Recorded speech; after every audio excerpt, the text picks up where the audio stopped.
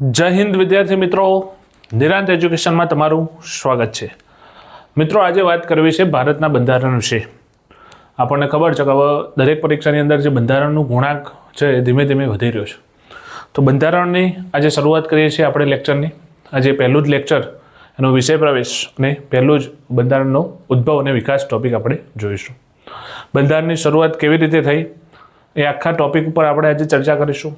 ત્યારબાદ જ્યારે પહેલો ટોપિક આખો પૂરો થાય એટલે એ ટોપિકને આપણે એમસીક્યુ સોલ્વ કરીશું અને આપણે જે થિયરી ભણ્યા એને કેવી રીતે એમસીક્યુમાં એનો અમલ કરવો એ પ્રેક્ટિસ પણ કરીશું. તો બહુ વાર ના કરતા હવે શરૂઆત કરીએ ભારતનું બંધારણ.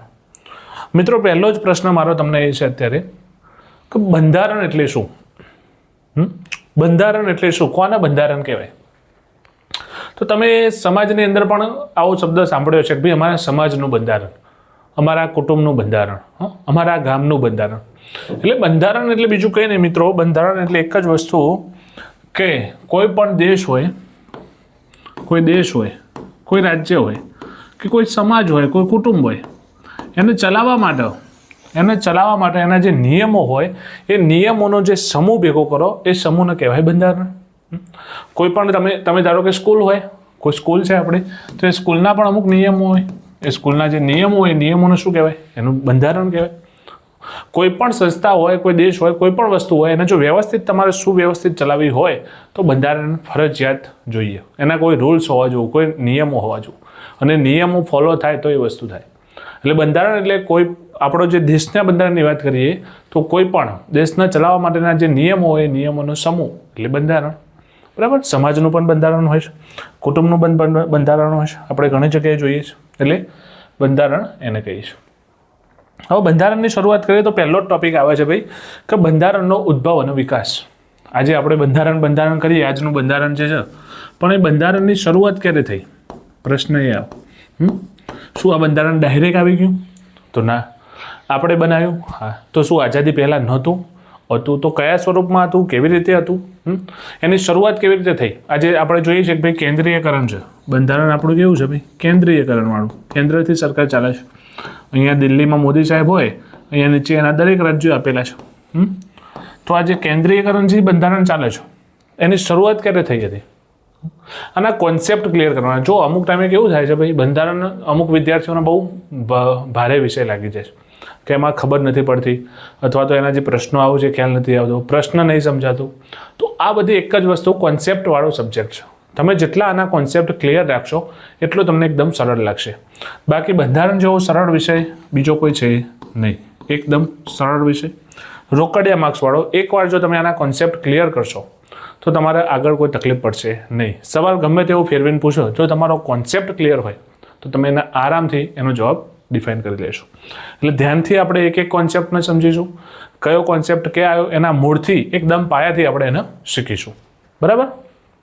ધ્યાન આપજો મિત્રો. હવે અહીંયા વાત કરવી છે કે બંધારણનો ઉદ્ભવ અને વિકાસ. તો શું એમાંથી પ્રશ્નો પૂછાય છે ખરા પરીક્ષા? કોઈ પણ ટોપિક ભણતા હોય તો ટોપિક કેટલો મહત્વનો છે એ વસ્તુ ખાસ સમજવાની. હવે આ ટોપિકમાંથી પરીક્ષામાં પ્રશ્નો પૂછાય છે કે નહીં એ જોઈએ.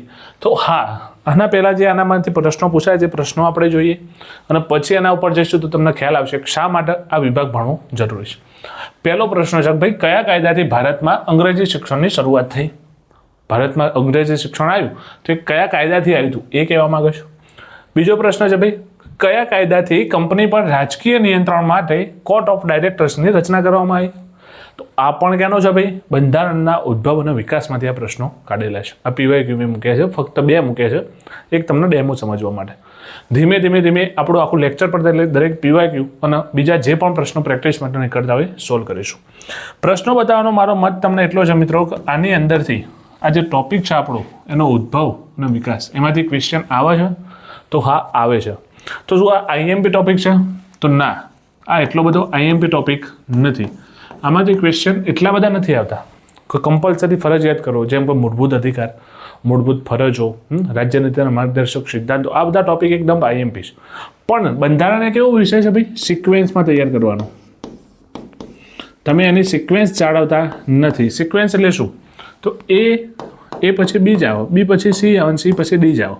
તો આના આ રીતે તમે સિક્વેન્સમાં તૈયાર કરશો તો તમને કોન્સેપ્ટ એકદમ ક્લિયર થઈ જશે. તમારા જે માઇન્ડના કોન્સેપ્ટ ક્લિયર હશે અને જેટલા કોન્સેપ્ટ ક્લિયર એટલું તમારું બંધારણ મજબૂત થશે. તમે ડાયરેક્ટ સંસદ જોવા જશો તો ખબર નહીં પડે. સંસદની વાત સાચી, પણ સંસદીય પ્રણાલીની શરૂઆત ક્યારે થઈ હતી એ તમને ખબર છે? એ કોન્સેપ્ટ તમારા મગજમાં ક્લિયર હોવા જોઈએ. એટલે આપણે એક બાય એક ટોપિક સિક્વન્સમાં જોઈશું. બીજો પ્રશ્ન, શું આ સબ્જેક્ટ આજે આપણો ટોપિક છે આજનો કે બંધારણનો ઉદ્ભવનો વિકાસ એટલો બધો આઈએમપી છે? તો આઈએમપી નથી, પણ બંધારણ સમજવા માટે એનું જે એના પાછળનું જે પૃષ્ઠભૂમિ છે, એનો જે ઇતિહાસ છે એ આપણે સમજવો જરૂરી છે. હા, એમાંથી પ્રશ્ન ચોક્કસ આવશે, 2 કે 3 પ્રશ્નો કમ્પલસરી એમાંથી હોય છે. અને અત્યારની પરીક્ષામાં તો 0.5 અડધા માર્ક્સની પણ વેલ્યુ વધી ગઈ છે. એટલે એક માર્ક્સ માટે આપણે એની તૈયારી કરવાની થઈ, એટલે આપણે એને કમ્પ્લીટ જોઈશું. તો વાત કરીએ મિત્રો બંધારણનો ઉદ્ભવ અને વિકાસ. બંધારણની શરૂઆત ક્યાંથી થઈ? એકદમ સ્ટેપ બાય સ્ટેપ આપણે સમજીએ. સૌ પહેલો કોઈ લેખિત કાયદો આવ્યો હોય, લેખિતની અંદર કોઈ બંધારણ આવ્યું હોય, તો એ આવ્યું તો મિત્રો રેગ્યુલેટિંગ એક્ટ 1773. પ્રશ્ન એ થાય, કોણ આવ્યો તો ભાઈ? 1773. સૌ પ્રથમ કોઈ લેખિતમાં બંધારણ આવ્યું હોય તો એ તો રેગ્યુલેટિંગ એક્ટ 1773. પ્રશ્ન એ થાય કે સાહેબ 1773ની અંદર રેગ્યુલેટિંગ એક્ટ આવ્યો, એ શેના માટે આવ્યો? તો કંપની માટે આવ્યો હતો. શેના માટે આવ્યો હતો ભાઈ? ઈસ્ટ ઇન્ડિયા કંપની માટે આવ્યો હતો. તો પ્રશ્ન એ થાય, કંપની ભારતમાં શું કરતી હતી અથવા કેવી રીતે આવી? એના માટે આપણે એકદમ એનો પૃષ્ઠભૂમિ, એનો એકદમ ઇતિહાસથી શરૂઆત જોઈએ કે કંપની કેવી રીતે ભારતમાં વેપાર કરવા આવી હતી, વેપાર કરતાં કરતાં કેવી રીતે રાજકારણ કરવા લાગી, રાજકારણ કરતાં કરતાં કેવી રીતે એક પછી એક આપણા પ્રદેશો જીતવા લાગી, અને એમ કરતાં કરતાં પૂરા ભારત ઉપર અંગ્રેજોએ રાજ કર્યું. તો એ દરેક વસ્તુ આપણે સમજીએ, સ્ટેપ બાય સ્ટેપ શાંતિથી સમજીશું એક વાર્તા સ્વરૂપે. સૌથી પહેલાં મિત્રો ઈસવીસન 1600ની અંદર ઈસ્ટ ઇન્ડિયા કંપનીની સ્થાપના કરવામાં આવી. શેના માટે કરવામાં આવી? તો એશિયાના જે દેશો હતા, પૂર્વ તરફના જે દેશો હતા, એની અંદર વેપાર કરવા માટે. એની અંદર ભારત બહુ એમનું ફેવરેટ હતું, કેમ કે ભારતમાં એક વખતે મરી મસાલા તેનો ઉદ્યોગ ખૂબ જ વિકસિત પામેલો. એટલે ઈસ્ટ ઇન્ડિયા કંપનીએ સ્થાપના કરી, ઇંગ્લેન્ડની અંદર એની સ્થાપના થઈ, જે ભારત જોડે વેપાર કરશે. ઓકે, ભારત જોડે વેપાર કરવા માટે પરમિશન લેવી પડે. તો ઈસવીસન 1608ની અંદર વિલિયમ હોકિન્સ નામની વ્યક્તિ, અંગ્રેજ હતો, વિલિયમ હોકિન્સ નામનો અંગ્રેજ ભારતની અંદર પ્રવેશ કરે છે. અને એ પરવાનગી લેવા માટે આવે છે કે ભાઈ અમને વેપાર કરવા માટે તમારા પ્રદેશની અંદર અમને કોઠી એટલે કે અમારી કંપની સ્થાપવા દો. પણ અહીંયા એને પરમિશન મળતી નથી. પરમિશન મળતી નથી એટલે રિટર્ન જાય છે. એના પછી ઈસવીસન 1616ની અંદર સર થોમસ રો, કોણ આવે છે ભાઈ? સર થોમસ રો નામની વ્યક્તિ આવે છે. એને એવી બુદ્ધિ વાપરી કે જો હું ડાયરેક્ટ અહીંયા માગીશ, ડાયરેક્ટ વેપાર કરવાની પરમિશન માગીશ તો મને પરમિશન મળશે નહીં. એટલે એને શું કર્યું? એને જે જહાંગીર હતો, જહાંગીર એના દરબારની અંદર રાજદૂત તરીકે નોકરી કરી. શું કર્યું ભાઈ? રાજદૂત તરીકે રહ્યો. 2 વર્ષ સુધી એના ત્યાં રાજદૂત તરીકે રહ્યો. એટલે આના જહાંગીર જોડે એકદમ સંબંધો કેવા થઈ ગયા ભાઈ? મજબૂત થઈ ગયા. સંબંધો મજબૂત થયા એટલે આને 1618ની અંદર વેપાર કરવા માટેની પરમિશન માગી. અને જે પરમિશન જહાંગીરે શું કરી ભાઈ? આપી દીધી. અને પરમિશન માગી, જે પરમિશન જહાંગીરે એને આપી દીધી. એટલે આને સૌ પ્રથમ કોઠી સુરતની અંદર, કોઠી એટલે કંપની, મિત્રો આપણી ભાષામાં કહીએ તો બ્રાન્ચ. તમે કોઈ એક વસ્તુની બ્રાન્ચ નાખી પછી ધીમે ધીમે એનું વિસ્તરણ કરો, એ વખતે એને કોઠી કહેતા. તો આને શું કર્યું ભાઈ? કોઠી આને સુરતમાં સ્થાપી દીધી. અંગ્રેજોનો ભારતમાં પગ ઘુસારો થઈ ગયો. શેના માટે? ફક્ત અને ફક્ત વેપાર કરવા માટે. વેપાર કરવા લાગે. ધીમે ધીમે ધીમે અંગ્રેજોએ સર્વે કર્યું કે ભાઈ સૌથી સારામાં સારું સમૃદ્ધ શહેર હોય તો એ વખતનું સમૃદ્ધ શહેર હતું ભાઈ બંગાળ. શું હતું? બંગાળ. આ બંગાળ એ વખતે એટલું બધું સમૃદ્ધ હતું મિત્રો કે અત્યારે જે લંડન છે, અત્યારે ઇંગ્લેન્ડનું જે લંડન શહેર છે એની સાથે તુલના એ વખતે એની કરી શકાય. બહુ એટલે બહુ જ સમૃદ્ધ હતું. એટલે અંગ્રેજોની નજર સીધી બંગાળ ઉપર છે કે ભાઈ જો આપણે ગુજરાતમાં વેપાર કરવો છે, જો આપણે ભારતમાં વેપાર કરવો છે, ખૂબ વધારે પૈસા કમાવા છે અને ખૂબ મોટા પાયે વેપાર કરવો હોય તો બંગાળની અંદર વેપાર કરવો પડશે. કેમ કે ત્યાં એ વખતનું સમૃદ્ધ શહેર હતું. એટલે બંગાળની અંદર ધીમે ધીમે આગળ વધ્યા અને ઈસવીસન 1651ની અંદર આમની બંગાળમાં પોતાની કોઠી સ્થાપી દીધી. શું કર્યું ભાઈ? ઈસવીસન 1651ની અંદર બંગાળની અંદર પોતાની કોઠી સ્થાપી દીધી. હવે થયું એવું કે આ લોકો બંગાળમાં વેપાર કરવા લાગ્યા. પોતાનો વેપાર ધમધોકાટ ત્યાં ચાલી રહ્યો હતો. પોતાનો વેપાર બંગાળની અંદર ધમધોકાટ ચાલી રહ્યો હતો. ધીમે ધીમે અમને શું કર્યું? આમને એક કોઠીની પરમિશન લીધી હતી, ધીમે ધીમે બીજી કોઠી બનાવવા લાગ્યા, એટલે એકમાંથી 2 કંપની કરી, ધીમે ધીમે ત્રીજી કંપની કરી, ધીમે ધીમે કંપની વધારવા લાગ્યા. હવે તમને એવું થશે કે સાહેબ જો પરમિશન આપી હતી તો પરમિશન શું કરવા આપીએ છીએ, અથવા તો કોઠી ધીમે ધીમે કંપનીઓ વધારવા કેમ લાગ્યા? તો બદલામાં આ લોકો શું આપતા ભાઈ? ટેક્સ આપતા. અંગ્રેજો વેપાર કરતા, બદલામાં ટેક્સ આપતા. હવે રાજાને કેવું હતું ભાઈ, એ વખતના જે રાજાઓ હતા, આપણે એ વખત કેવું હતું ભાઈ, આપણો જે ભારત દેશ હતો, આજે આખો આપણો દેશ હતો ભારત, બરાબર, એના દરેક એરિયા વાઇઝ પ્રાંત હતા, નાના નાના પ્રાંત, અને દરેક પ્રાંતનો અલગ રાજા હતો, અને દરેક પ્રાંતનો રાજા એને જેમ ફાવે એવી રીતે પોતાનું પ્રાંત ચલાવતો. કોઈ ચોક્કસ બંધારણ કે એવું નહોતું. આ પ્રાંત હોય તો આનો રાજા એવી રીતે ચલાવો, આનો રાજા એવી રીતે, જેને જેમ ફાવે એમ બધા વેપાર કરતા હતા. એટલે અલગ અલગ પ્રાંતના રાજાઓ પોતાના નિયમો જાતે બનાવતા હતા. સામે આ લોકો અંગ્રેજો ટેક્સ આપતા હતા. એટલે અમને એવું લાગ્યું કે ભાઈ શું વાંધો છે, વેપાર કરો, સામે ટેક્સ આપો તો એમ કે રાજ્યનો વિકાસ થવાનો છે, આપણા પ્રદેશ, આપણું જે પ્રાંત છે એનો વિકાસ થવાનો છે. એટલે સામે પરમિશનો આપતા હતા. ધીમે ધીમે થયું એવું કે એ વખતે જે બંગાળનો રાજા હતો, એ વખતે બંગાળનો રાજા કોણ હતો ભાઈ? એ વખતે બંગાળનો રાજા હતો અલીવર્દી ખાન. અલીવર્દી ખાન બહુ મજબૂત રાજા હતો એ વખતનો. હવે ધીમે ધીમે અંગ્રેજો પોતાની કોઠીઓ વધારવા લાગ્યા. એટલે ધીમે ધીમે જેમ કોઠીઓ વધારવા થયા એટલે અલીવર્દી ખાએ એને ખ્યાલ આવી ગયો કે આ ધીમે ધીમે પોતાનો પગ પેસારો કરી રહ્યા છે. એટલે અલીવર્દી ખાએ સીધી એમને શું કર્યું ભાઈ? આગળ વધવાની ના પાડી, આગળ બીજી વધારાની કોઠી સ્થાપવાની ના પાડી દીધી. અંગ્રેજોએ વિચાર્યું કે અલીવર્દી ખાન એ વખતે બહુ મજબૂત રાજા હતો અને એની ઉંમર પણ થઈ ગઈ હતી. એટલે એમને વિચાર્યું કે આના જોડે કંઈ માથાકૂટ કરવાની જરૂર નથી. એટલે એમને સમયની રાહ જોઈ. થયું એવું કે ઈસવીસન 1756ની અંદર આ અલીવર્દી ખાન 80 વર્ષે મૃત્યુ પામ્યા. આનું 80 વર્ષે મૃત્યુ થયું. હવે કરવું શું? તેમને સંતાનમાં કોઈ પુત્ર તો હતો નહીં. પુત્ર હતો નહીં, પણ એને 3 દીકરીઓ હતી. શું હતું ભાઈ? 3 દીકરીઓ હતી. ધ્યાનથી સમજો મિત્રો વાર્તા. ક્યાંથી શરૂઆત થઈ, અંગ્રેજોએ ક્યાંથી શું કર્યું, કેવી રીતે માયનથી ગેમ રમ્યા, કેવી રીતે ધીમે ધીમે પગ કુસારો કર્યો. હવે થયું એવું, અલીવર્દી ખાનનું મૃત્યુ થયું. એમનો કોઈ છોકરો હતો નહીં, એમને ખાલી 3 છોકરીઓ હતી. એમાં જે મોટી છોકરી હતી એનો જે છોકરો હતો એને એવું હતું કે ભાઈ આ જે રાજ્ય છે બંગાળનો નવાબ હવે હું બનીશ, રાજા હું બનીશ. પણ અલીવર્દી ખાન હોશિયાર હતા. એમને જે સૌથી નાની દીકરી હતી એનો જે સૌથી નાનો દીકરો હતો એને અહીંયા શું કર્યું ભાઈ? બંગાળ માટે એને પસંદ કર્યો, એનો નવાબ તરીકે એને પસંદ કર્યો. કેમ કે એમને 1-2 વાર પહેલાં એ યુદ્ધમાં પણ લઈ ગયા હતા. એટલે એમને એના પર શું હતું? વિશ્વાસ હતો. અને બીજું કોઈ નહીં, એ એટલે આપણા સિરાજુદ્દૌલા, બંગાળના નવાબ સિરાજુદ્દૌલા. તો બંગાળની ગાદી ઉપર કોણ આવી ગયું ભાઈ? સિરાજુદ્દૌલા આવી ગયા. હવે સિરાજુદ્દૌલાને રાજા બનાવ્યો એટલે અહીંયા જે એનો છોકરો હતો મીર જાફર, અને અહીંયા જે હતો મીર કાસિમ. એમની જે બીજી 2 મોટી દીકરીઓ હતી, આ પહેલા નંબરની દીકરી એમનો છોકરો મીર જાફર, અને દીકરી અને એનો દીકરો મીર કાસિમ, આ લોકો આના ઉપર ખૂબ જ ગુસ્સે થયા. શું થયું? અંદરો અંદર આમને વેર થયું. સમજ્યા? 3 ભાઈ હતા, રાજ્ય પહેલાંને મળવું જોઈએ, મળી ગયું આને, એટલે આ લોકોને અંદરો અંદર વેર થયા. આના સમાચાર કોને લીધા ભાઈ? અંગ્રેજોએ.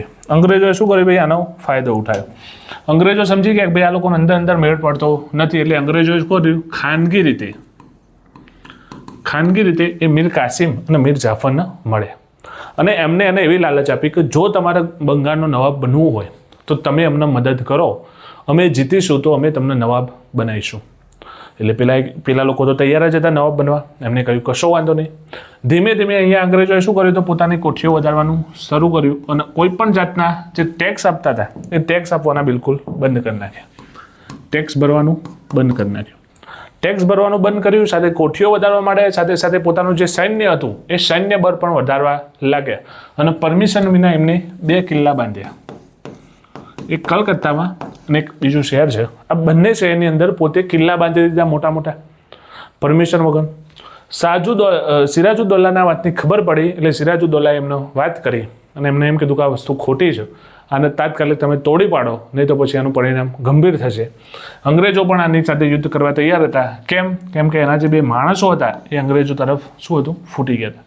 પરિણામે ઈસવીસન 1757ની અંદર પ્લાસીનું યુદ્ધ થયું. શું થયું ભાઈ? પ્લાસીનું યુદ્ધ થયું. સિરાજુદ્દૌલા કોણ હતું ભાઈ? સિરાજુદ્દૌલા વર્સિસ કંપની. કંપની તરફથી કોણ હતું? તો રોબર્ટ ક્લાઇવ હતો. ઓકે, આ યુદ્ધની અંદર થયું એવું કે સિરાજુદ્દૌલા તરફથી જે સેનાપતિ હતા એ મીર જાફર અને મીર કાસિમ એના સેનાપતિ હતા, પરંતુ એ લોકો લાલચમાં આવી ગયા હતા અંગ્રેજોની અને એને એમને સાથ આપ્યો નહીં. પરિણામે અહીંયા વિજય કોનો છે ભાઈ? અંગ્રેજોનો, એટલે કે કંપનીનો વિજય છે. હવે કંપનીનો વિજય થયો એટલે બંગાળ ઉપર શાસન કોનું આવી ગયું? કંપનીનું આવી ગયું. કંપનીએ શું કર્યું? તો કંપનીએ અહીંયા જે મીર જાફર એને બેસાડી દીધો બંગાળના નવાબ તરીકે. બંગાળનો નવાબ. મીર જાફરને બંગાળનો નવાબ બનાવ્યો ખરા, પણ આનું જે સંપૂર્ણ જે વહીવટતંત્ર હતું એ કોણ કરતો ભાઈ? અંગ્રેજો કરતા. અંગ્રેજો કે ઊભો થાય તો પેલાને ઊભું થવાનું, અંગ્રેજો કે બેસી જાય તો બેસી જવાનું. તમામ ઈશારા કોના હતા ભાઈ? અંગ્રેજોના ઈશારા ઉપર મીર જાફર કામ કરતો હતો. 2-3 વર્ષ એવું ચાલ્યું, પણ મીર જાફરને એવું થયું કે હવે મારે શું કરવું પડે? સ્વતંત્ર કરવું પડે. એટલે મીર જાફરે શું કર્યું ભાઈ? સ્વતંત્ર થવાનો પ્રયત્ન કર્યો. જેવો સ્વતંત્ર થવાનો પ્રયત્ન કર્યો એવી અંગ્રેજોને ખબર પડી ગઈ કે હવે આપણે કીધું આ વ્યક્તિ કરતો નથી, એટલે અંગ્રેજો એને શું કર્યું ભાઈ? સાઈડ કરી.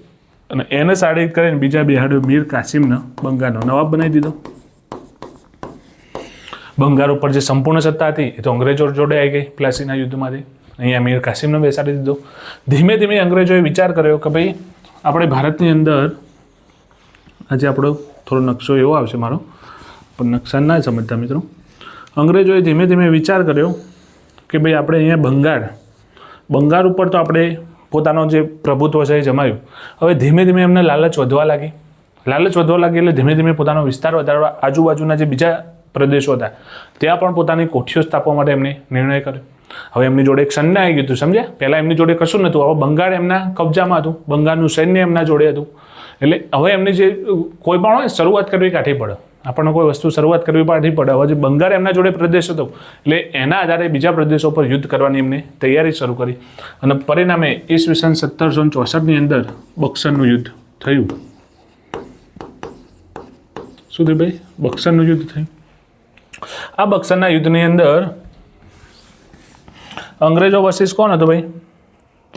શાહ આલમ બીજો. કોણ હતો ભાઈ રાજા તરીકે? એ વખતનો નવાબ શાહ આલમ બીજો પ્લસ બીજા 2 રાજાઓ હતા. આ 3 રાજાઓ સામે અંગ્રેજો. બક્સરનું યુદ્ધ થયું 1764માં અને એનું પણ રિઝલ્ટ એ આવ્યું કે અંગ્રેજોનો વિજય થયો. શું થયું ભાઈ? અંગ્રેજોનો વિજય. અંગ્રેજોનો વિજય પાછળનું પરિણામ આ જ. એ લોકો શું રણનીતિથી રમતા હતા, અંદરો અંદર માણસો ફોડી નાખતા હતા. અને આપણી બાજુ જે રાજાઓ હતા એમના અંદર જે લાલચ હતી હું નવાબ બનું એમાં અંદર આપણે એકબીજાને ઝઘડતા રહે અને અંગ્રેજો ધીમે ધીમે કબજો કરતા રહે. અહીંયા યુદ્ધ અંગ્રેજો જીતે એટલે બંને વચ્ચે એક સંધિ કરવામાં આવી. જે સંધિનું નામ છે અલ્હાબાદની સંધિ. શું નામ છે ભાઈ? અલ્હાબાદની સંધિ કરવામાં આવી. આ સંધિની અંદર એવું કરવામાં આવ્યું કે ભાઈ બંગાળ, બિહાર અને ઓરિસ્સા આ જે 3 રાજ્યો છે એ રાજ્યોની અંદર 2 ભાગ પાડે. એમનો જે કર છે, એમનો જે મહેસૂલ છે, એ મહેસૂલ કોણ ઉઘરાવશે? એ મહેસૂલ ઉઘરાવશે અંગ્રેજો, કંપની. અંગ્રેજો ઉઘરાવશે. જ્યારે એનું જે વહીવટી કાર્ય છે, એનું જે કાયદો અને વ્યવસ્થા જાળવવાની છે, એ કાયદો વ્યવસ્થાનું જાળવવાનું કામ કોણ કરશે? તો એ અંગ્રેજો કરશે. એટલે અહીંયાથી શું કર્યું? 2 ભાગ પાડી નાખે. જે ફાયદાવાળો ભાગ હતો, જે પૈસાવાળો ભાગ હતો, કર લેવાનો હતો, એ અંગ્રેજોએ પોતાની તરફ રાખ્યો. અને જે ખાલી કાયદો વ્યવસ્થા જોવાની હતી, નજરઅંદાજ કરવાનું, એ બધું કોને આપી દીધું? અંગ્રેજોએ નવાબને આપી દીધું. આવી રીતે ધીમે ધીમે અંગ્રેજો શું કરવા માંડે? પોતાનો વિસ્તાર વધારવા માંડે. એમ પોતાની કંપનીના જે ધીમે જે વિસ્તાર હતો એ વધારવા લાગે. હવે ધીમે ધીમે થયું એવું મિત્રો, ધીમે ધીમે આ વસ્તુ આગળ ચાલતી થઈ અને આગળ ચાલવા માંડી. એની અંદર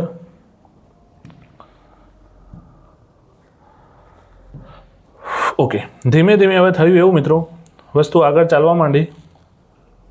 ચાલતી દરેક જગ્યાએ પહોંચવા માંડે. એમ કરતાં ઈસવીસન 1769ની અંદર બંગાળની અંદર દુકાળ પડે છે. શું થયું ભાઈ? બંગાળની અંદર દુકાળ પડ્યો. હવે બંગાળની અંદર દુકાળ પડ્યો એટલે જે અંગ્રેજો હતા, જે કંપનીના કર્મચારીઓ હતા, એમને જે પોતાનું ભંડોળ હતું એ તમામ ભંડોળ શું કર્યું? તો એમને જે આ ખોરાક ખાદ્ય સામગ્રી હતી એ તમામ ખરીદી લીધી. આપણે પણ જોજો કોરોના વખતે તમે જોયું હતું જ્યારે કોરોના આવ્યો, જેને જરૂર નથી એમને ઓક્સિજનના બાટલા સંગ્રહખોરી એક ચાલુ કરી હતી. એમ કંપનીના કર્મચારીઓએ અત્યારે 1769માં ખૂબ સંગ્રહખોરી કરી, એટલે કે ખૂબ સારો પૈસો દબાવ્યો. શું કર્યું ભાઈ? ખૂબ સારો પૈસો દબાવ્યો. પૈસો દબાવ્યો છતાં ઉપર ઈસ્ટ ઇન્ડિયા કંપની જે બ્રિટનમાં હતી, એના જે શેર હોલ્ડર, એના જે માલિકો બ્રિટનમાં બેઠા હતા, એમને કંઈ ખબર પડી નહીં. ખબર ના પડી એટલે આ લોકોની લાલચ વધી. શું થયું ભાઈ? લાલચ વધી ગઈ. તમે કોઈ જગ્યાએથી ₹1 લો, કોઈ જગ્યાએથી તમે 10 રૂપિયા 100 રૂપિયા લીધા, કોઈને ખબર ના પડી, ધીમે ધીમે તમે 500 લો, 1000 લો, પણ એ ધીમે ધીમે કરતાં એક લિમિટ બહાર થઈ જાય. એટલે આમને પણ શું કરે? લાલચ વધી અને કંપનીમાંથી ભ્રષ્ટાચાર ખૂબ ચાલુ કરી નાખ્યો. ભ્રષ્ટાચાર એમને એમ થયું ત્યાં કોઈ હિસાબ રાખવાવાળું છે નહીં, કોઈને કશી ખબર નથી. એટલે દરેક કર્મચારી ખૂબ ભ્રષ્ટાચાર વધી ગયો. અને આ ભ્રષ્ટાચાર વધી ગયો એના લીધે કંપની નુકસાનમાં જવા માંડી. કંપની નુકસાનમાં જાય એટલે કંપનીએ સીધો ફોન કર્યો બ્રિટન, લંડનમાં, અને એમને એમ કીધું કે મારે પૈસાની જરૂર છે, તમે લોન આપો. શું આપો ભાઈ? લોન આપો. ત્યાં કંપની જે એના શેર હોલ્ડર હતા, માલિકો હતા, એ ચિંતામાં પડી ગયા કે એક બાજુ કંપની ભાઈ આટલો બધો વિકાસ કરી રહી છે, સામે આ લોકો તો લોન માગી રહે છે, તો થયું શું? ત્યાં ચાલે છે શું? એટલે એમને એક કમિટી બનાવી અને એ કમિટીને સમીક્ષા કરવા માટે અહીંયા મોકલી. ક્યાં આવી ભાઈ? ભારત આવી કમિટી. કમિટીએ સમીક્ષા કરી અને એવું નિર્ણય આપ્યો કે ભાઈ કંપની ખૂબ સારો વેપાર કરી રહી છે, ખૂબ જ સારો નફો કમાઈ રહી છે અને ખૂબ જ પ્રોફિટમાં છે, પણ કંપનીની અંદર ભ્રષ્ટાચાર વધી ગયો છે. શું છે ભાઈ? ભ્રષ્ટાચાર વધી ગયો છે. એટલે એનું નિયમન કરવું ખૂબ જરૂરી છે. એનું નિયમન કરવું તમારે ખૂબ જરૂરી છે. હવે કંપનીએ એવું વિચાર્યું, ઈસ્ટ ઇન્ડિયા કંપની જે બેઠી હતી બ્રિટનમાં, એના જે માલિકો, એમને એવું વિચાર્યું જો કંપની બંધ કરી દઈએ તો કશું નહીં મળે. એના કરતાં આપણે શું કરીએ? એવા નિયમો લાવીએ, એવું એનું રેગ્યુલેશન કરીએ, એવા એના નિયમન કરીએ કે જેથી આ ભ્રષ્ટાચાર બિલકુલ અટકી જાય. અને આના એવા નિયમો એમને ત્યાં બ્રિટન એટલે કે ઇંગ્લેન્ડમાં બેઠા બેઠા એક નિયમો બનાવ્યા અને આ નિયમો અહીંયા મોકલ્યા. અને જે પ્રથમ કાયદો આવ્યો એટલે કે રેગ્યુલેટિંગ એક્ટ 1773. કયો આવ્યો ભાઈ? Regulating act 1773. રેગ્યુલેટિંગ એટલે કે રેગ્યુલેશન કરવું. રેગ્યુલેશન એટલે નિયમન કરવું. કોઈ વસ્તુ આડી અવડી થઈ રહી હોય એનું તમે ચોક્કસ નિયમન કરો. કોઈ વસ્તુ છે, કોઈ સાયકલ કે કોઈ બાઇક, પાણી તમે ઢોળ્યું, ઢાળ હોય, આવી રીતે ઢાળ હોય, ઢાળ ઉપર તમે આમ પાણી ઢોળો તો આમ ગમે ત્યાં જાય. તો આનું યોગ્ય તમે આમ ચોક્કસ બોર્ડર બનાવી દો તો એ બોર્ડરની અંદર જ જાય, તો એનું નિયમન કર્યું કહેવાય. એમ કંપની અત્યારે જે બધી બાજુ દોહડાઈ હતી એનું ચોક્કસ એક નિયમન કરવા માટે એક રેગ્યુલેટિંગ કર્યું, એક રેગ્યુલેશન લાવીને રેગ્યુલેશન એક્ટ એનું નામ આપ્યું. એટલે જ એનું નામ પડી ગયું ભાઈ રેગ્યુલેટિંગ એક્ટ 1773, એટલે કે નિયમન ધારો 1773. તો શા માટે ધારો લાવવાની ફરજ પડી? ખબર પડી ગઈ મિત્રો. એક બાજુ અંગ્રેજો ખૂબ વિસ્તાર વધારી રહ્યા હતા, સામે ખૂબ સારું પ્રોફિટ પણ કરી રહ્યા હતા, કમાતા પણ હતા. પણ જ્યારે બંગાળની અંદર આ પ્રશ્ન ઊભો થયો, બંગાળની અંદર 1769માં જ્યારે દુકાળ પડ્યો ત્યારે કોઈને ખબર ના પડી, એટલે આ વાતનો ફાયદો ઉઠાયો. અને ફાયદો ઉઠાયા બાદ આ લોકોએ શું શરૂઆત કરી? તો ભ્રષ્ટાચાર વધી ગયો. ભ્રષ્ટાચાર વધ્યો એટલે કંપની નુકસાનમાં જવા મળી. અને એને કંટ્રોલ કરવા માટે, એનું રેગ્યુલેટર કરવા માટે એના ઉપર એક રેગ્યુલેટિંગ એક્ટ આવી ગયો. Okay, clear. અને અહીંથી જ આપણા બંધારણની ભાઈ શરૂઆત થાય છે. શું થાય ભાઈ? અહીંથી આપણા બંધારણની શરૂઆત થાય છે. કેમ કે બંધારણ માટે જો કોઈ પ્રથમ લેખિત કાયદો હોય તો કયો હતો? Regulating act 1773. અહીંયા જોઈએ તો એ જ વસ્તુ છે. ઈસવીસન 1600માં ઈસ્ટ ઇન્ડિયા કંપની આવી. 1608માં કેપ્ટન વિલિયમ હોકિન્સે માગી, મંજૂરી મળી નહીં. 1616માં કોણ આવ્યું? સર થોમસ રો આવ્યા. 1618માં ભાઈ જહાંગીર પાસેથી શું કર્યું? મંજૂરી માગી. 1651ની અંદર બંગાળના સુબેદાર શાહ જુજાએ શું કર્યું ભાઈ? પરવાનગી આપી. 1757ની અંદર પ્લાસીનું યુદ્ધ થયું. 1764ની અંદર બક્સરનું યુદ્ધ થયું. અને 1769માં બંગાળમાં મોટો દુકાળ પડ્યો અને કંપનીની જમાખોરી શું થઈ ભાઈ? શરૂ થઈ. પરિણામે 1773ની અંદર રેગ્યુલેટિંગ એક્ટ 1773 નિયામક ધારો અમલમાં આવ્યો. અને અહીંથી આપણા બંધારણની શરૂઆત થાય. ઓકે, તો શું છે બંધારણનો રેગ્યુલેટિંગ એક્ટ એ જોઈએ. હવે રેગ્યુલેટિંગ એક્ટની અંદર શું કર્યું? તો કંપનીએ એવા નિયમો લાવ્યા. થઈ શું રહ્યું હતું ભાઈ? ભ્રષ્ટાચાર વધી રહ્યો હતો. એટલે આમને શું કર્યું કે અહીંયા શું હતું ભાઈ? હા, ભારત છે બરાબર. થોડો નકશો અહીંયા બંગાળ હતું, અહીંયા મુંબઈ હતું, અહીંયા મદ્રાસ હતું. સમજાય છે? આખું ચાલો આખું નથી દોડવું, આપણે નીચેનો ભાગ દોરી દઈએ.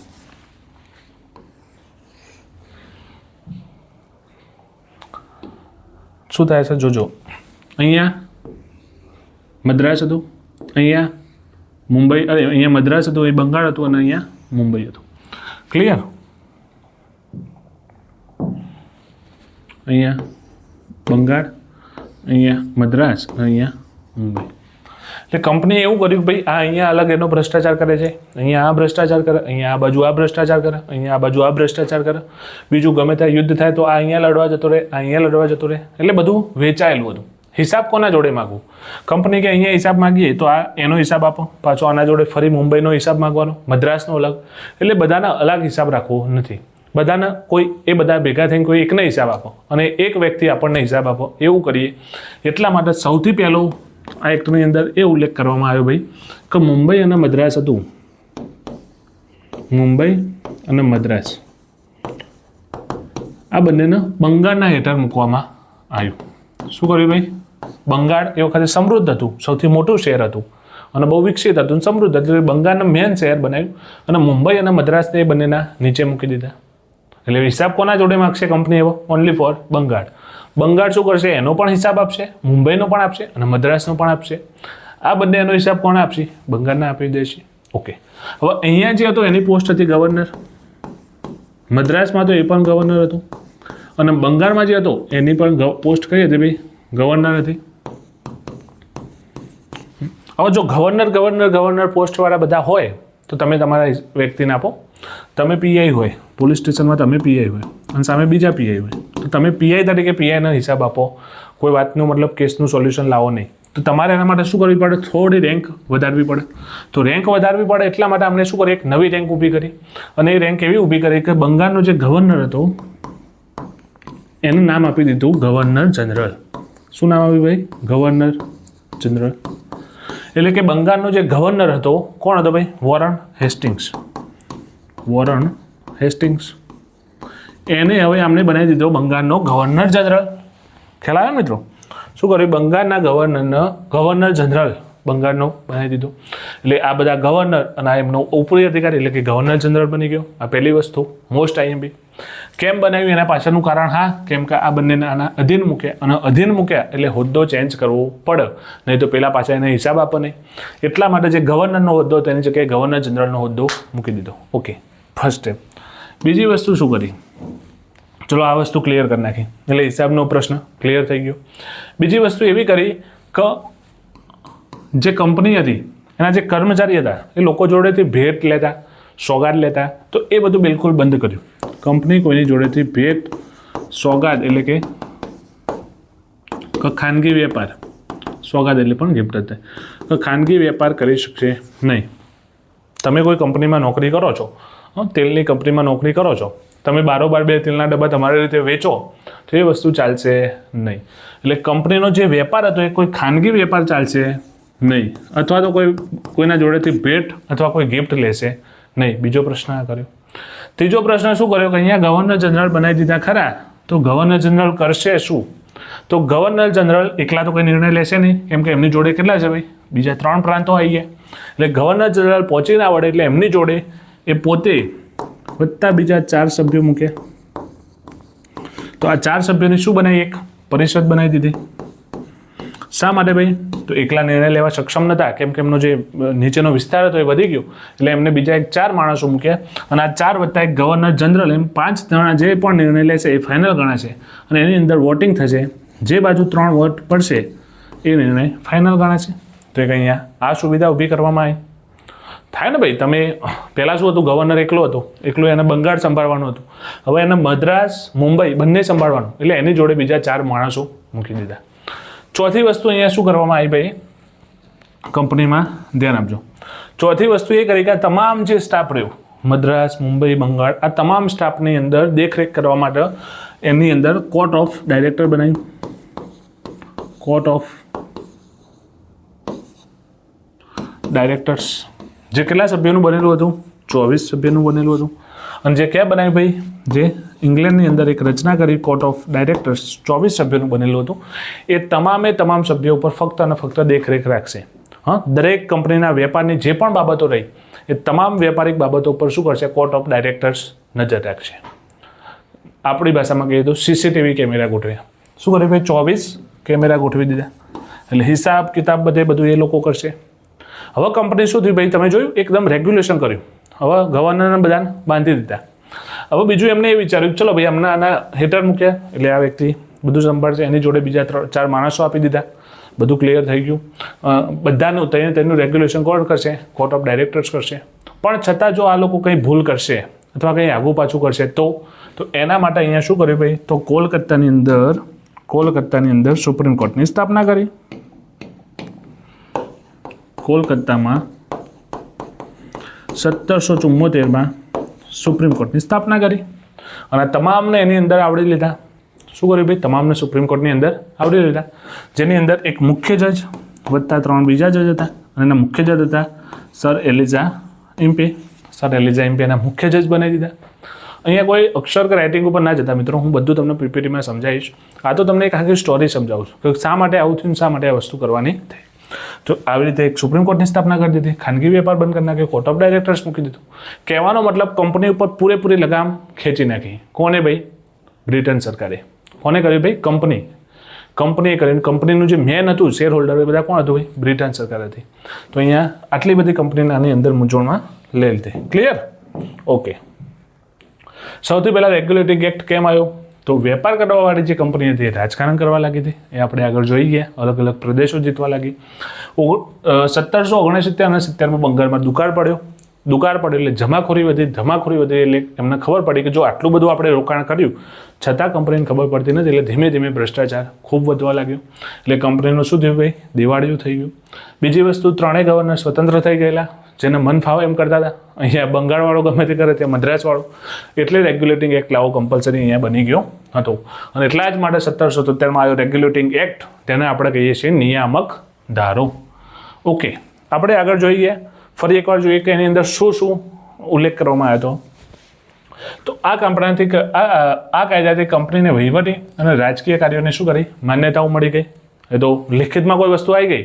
હા, તમે મેં તમને એમ કીધું કે ભાઈ તમે વિજાપુર, તમે ધારો કે જાઓ અમદાવાદ અને વેપાર કરજો, તો આપણે ફક્ત લિખિતમાં મોઢે વાત થઈ હતી. પણ એકવાર હું તમને લખીને મોકલી દઉં કે તમારે આ જ કરવાનું છે.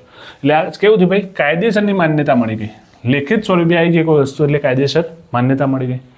બીજી વસ્તુ શું છે ભાઈ? તો બંગાળનો જે ગવર્નર હતો એને હવે ગવર્નર જનરલ કહેવામાં આવ્યો. એ પણ મેં તમને સમજાવ્યું કેમ એવું કર્યું ભાઈ? આપણે હમણાં જ સમજી ગયા. અહીં બંગાળ હતું, અહીં મદ્રાસ હતું અને અહીંયા મુંબઈ હતું. હા, તો પેલા બેને એના નીચે મૂક્યા. શું કર્યું ભાઈ? આ બંનેને એના નીચે મૂકી દીધા. તો નીચે મૂક્યા તો હોદ્દો ચેન્જ કરવો પડે, નહીં તો પેલા સંભળે નહીં. એટલે એનો હોદ્દો ગવર્નરની જગ્યાએ ગવર્નર જનરલ કરી દીધો.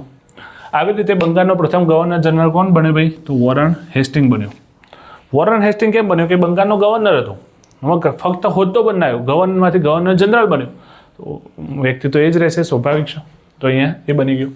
અને અહીંયા જુઓ, અહીંયા શું થયું ભાઈ? તો કેન્દ્રીયકરણનો પાયો નંખાઈ ગયો. કેન્દ્રીયકરણ એટલે કેવી રીતે? અહીંયા કેન્દ્ર સરકાર થઈ ગઈ, અહીંયા રાજ્યો થઈ ગયા. તો સેમ અહીંયા એ જ મોડલ બની રહ્યું છે. બંગાળની નીચે મદ્રાસ, બંગાળની નીચે મુંબઈ થાય છે ને ભાઈ? કહેવાનો મતલબ કેન્દ્ર અહીં આ કેન્દ્ર બની ગયું અને એના નીચે આ બધા જઈ ગયા. અત્યારે આપણા કેન્દ્રમાં કોણ છે? દિલ્હી કેન્દ્ર કહેવાય અને એના નીચે અલગ અલગ રાજ્યો કામ કરી રહ્યા.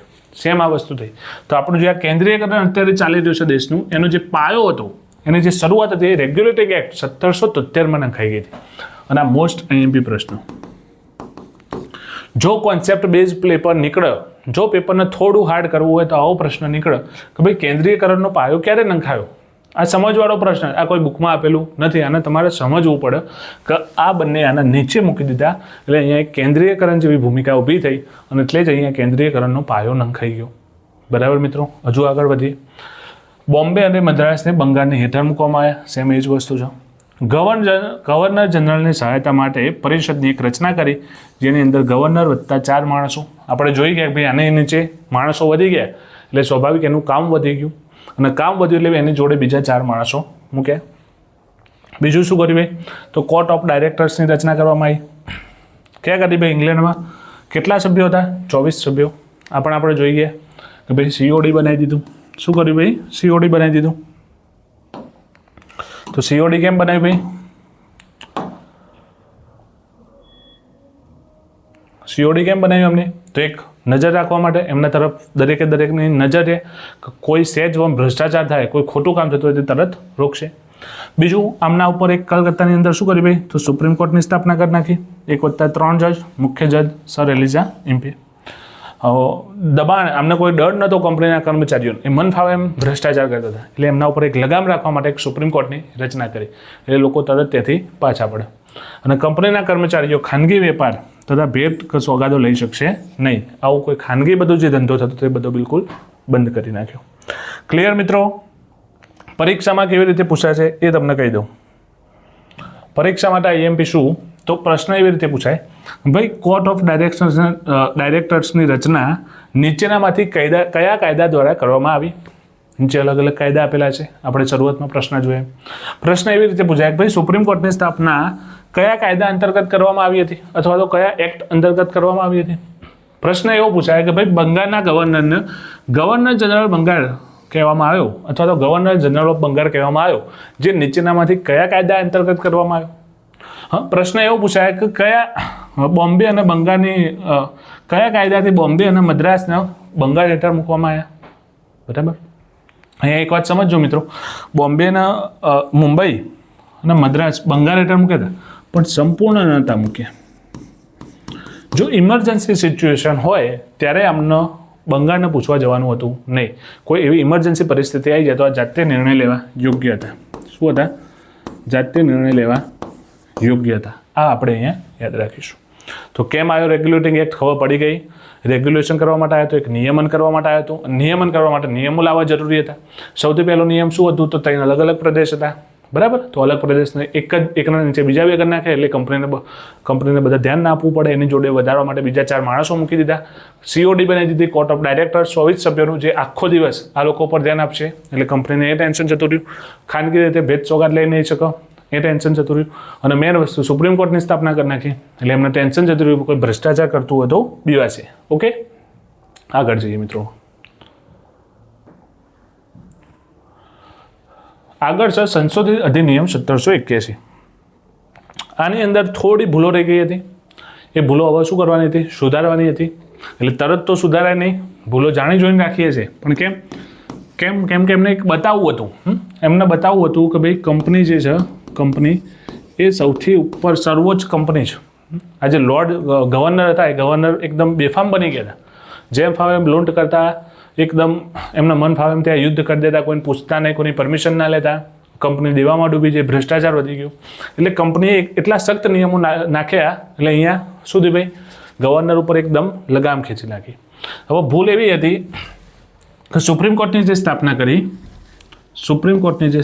કરી એની અંદર કંપની પણ આવી ગઈ, કંપનીના તમામ કર્મચારી આવી ગયા, ગવર્નર પણ આવી ગયા. શું થયું ભાઈ? ગવર્નર પણ આવી ગયા. બધાનો સમાવેશ સુપ્રીમ કોર્ટ અંદર કરી નાખ્યો હતો. પ્રશ્ન એવો થયો, કોઈ વ્યક્તિ કંપનીનો કોઈ કર્મચારી છે, કર્મચારી જેવો ભાઈ શું કર્યો? કર લેવા માટે ગયો. કંપનીનો કર્મચારી અહીં વ્યક્તિ પાસે આવ્યો કર ઉઘરાવવા માટે. વ્યક્તિએ શું કર્યું? કર ઉઘરાવવાની ના પાડી એટલે એમને બોલાચાલી થઈ. એટલે આ વ્યક્તિ સીધી ક્યાં ગઈ? સુપ્રીમ કોર્ટમાં. સુપ્રીમ કોર્ટ હેઠળ તો કંપનીને બધું આવી ગયું, એટલે એમના વિરુદ્ધમાં પણ ફેસલા સુનાવવા પડે. એટલે અહીંયા શું થાય કે કંપની એકદમ દબાણમાં આવી જાય, કન્ફ્યુઝન થઈ જાય કે એને કેવી રીતે કરવું, બધું જે સંચાલન નિયમન કરવું એ કેવી રીતે કરવું. એટલે સુધારા માટે સંશોધિત અધિનિયમ આવ્યો 1781, અને એની અંદર 2 નાના એવા સુધારા કરવામાં આવ્યા. 2 એવા નાના સુધારા કરવામાં આવ્યા, જેની અંદર પહેલો સુધારો એ કર્યો મિત્રો,